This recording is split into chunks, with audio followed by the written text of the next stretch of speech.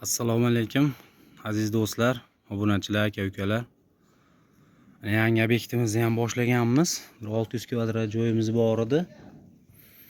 Bu joyimizni mana ilgari kuni quyib oldik. Kecha bugun qilib tom ustalar ham ustiga chiqib bemalol mana yurib ishini qilishyapti mana.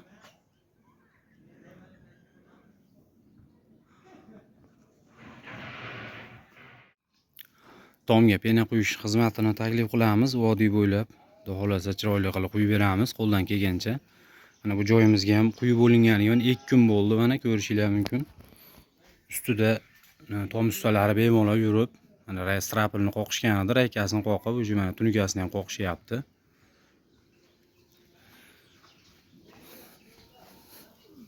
Qattiqligi yaxshi, xudo xolasa.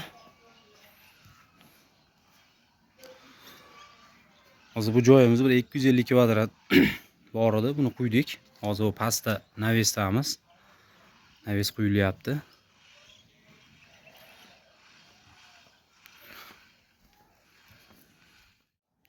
Buni quyganimizdan keyin teshik ham qolmaydi.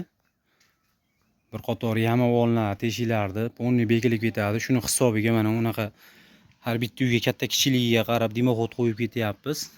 Katta bo'lsa 3 tadan, 4 tadan, kichikroq bo'lsa 2 tadan qilib dimoxodlar qo'yib ketilyapti. Havo aylanib turadi shunda. Bir chirishini, dimlanib olishini oldini oladi. Dimoxodlar ko'rishinglar mumkin mana.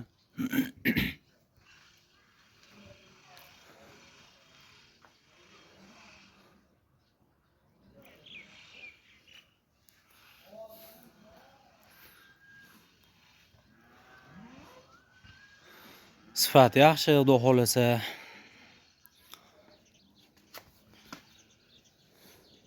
Mana ustida bemalol yurilibdi, mana ko'rishinglar mumkin o'zlaringlar.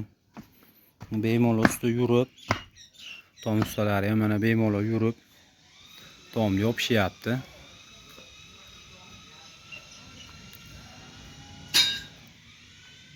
Xo'p, mana videoga olgan joyimiz hozir mana shu 2-etaj tom edi. Hozir mana bu navesimiz qolgan, bolalar quyishyapti. Bati firma qilishgan ekan, firmani ustiga quyilyapti. Vassa tashab, shunday miqlab bo'lmaydi, vassani iloji yo'q. Vassani terib iloji boricha ehtiyot bo'lib yurib quyilyapti. Mana ko'rishinglar mumkin, shunday holatda vassani terilib firmani ustiga. Bu quyadigan narsamiz juda yengil vazni, bemalol shunaqa joylarga ham quysa bo'laveradi. Vassani tashab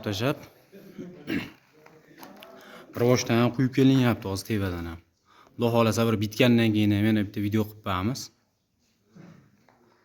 Tomga pena quydirmoqchi bo'lganlar shu ekrandagi nomerlarga aloqaga chiqaverasizlar, vodiy bo'ylab qo'ldan kelgancha quyib beramiz.